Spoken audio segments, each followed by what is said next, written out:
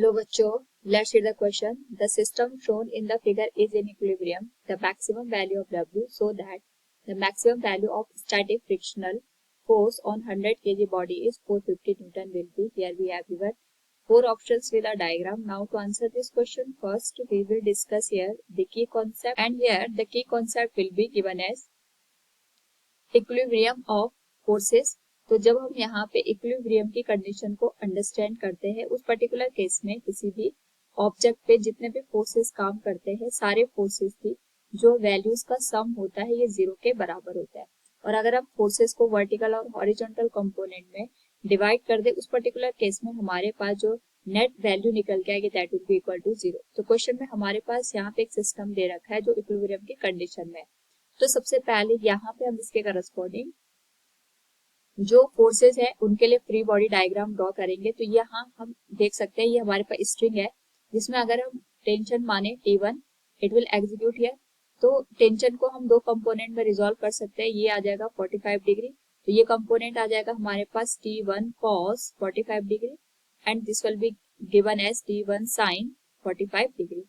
क्योंकि हमारे पास जो पूरा सिस्टम है ये एक तरीके से इक्विलिब्रियम की कंडीशन में है, और इक्विलिब्रियम की कंडीशन में होने से जो हमारे पास नेट फोर्सेस का सम निकल के आएगा that will be equal to zero.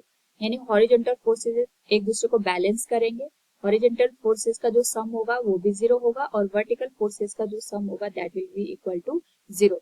यानी यहाँ पे अगर हम हॉरिजॉन्टल कंपोनेंट को देखेंगे तो हॉरिजॉन्टल डायरेक्शन में एक तो T1 cos 45 डिग्री यहाँ पे काम कर रहा है, और यही यहाँ पे हमारे पास ऑब्जेक्ट को मूव कराने की कोशिश करेगा. क्योंकि यहाँ पे जो ऑब्जेक्ट है 100 kg का, उस पे फ्रिक्शनल फोर्स एक्ट करेगा इन दिस डायरेक्शन. तो T1 cos 45 डिग्री और जो फ्रिक्शनल फोर्स है हमारे पास जिसको हमने Fs से इंडिकेट किया, both will be in opposite direction and equal in magnitude. तो हमारे पास जो फ्रिक्शनल फोर्स की वैल्यू है that is given as 450 newton. तो यहाँ पे इसकी मैक्सिमम वैल्यू, यानी अगर हम इसको Fs मैक्स से इंडिकेट करें तो 450 न्यूटन के बराबर आएगा. It will be T1 cos 45 degree. क्या आ जाएगा क्वेश्चन नंबर 1. इसी तरीके से अगर हम वर्टिकल फोर्सेस को यहाँ पे ऑब्जर्व करें तो हमारे पास जो W की वैल्यू है जो कि वेट को इंडिकेट कर रही है यहाँ पे ऑब्जेक्ट के, that will be given as T1 sin 45. तो यहाँ पे अगर हम दोनों इक्वेशन को ऑब्जर्व करें तो इक्वेशन नंबर 2 को हम डिवाइड कर सकते हैं इक्वेशन नंबर 1 से. तो इक्वेशन नंबर 2 हमारे पास जो दे रखी है it is T1 sin 45 degree divided by T1 cos 45 degree. It will be given as W divided by 450.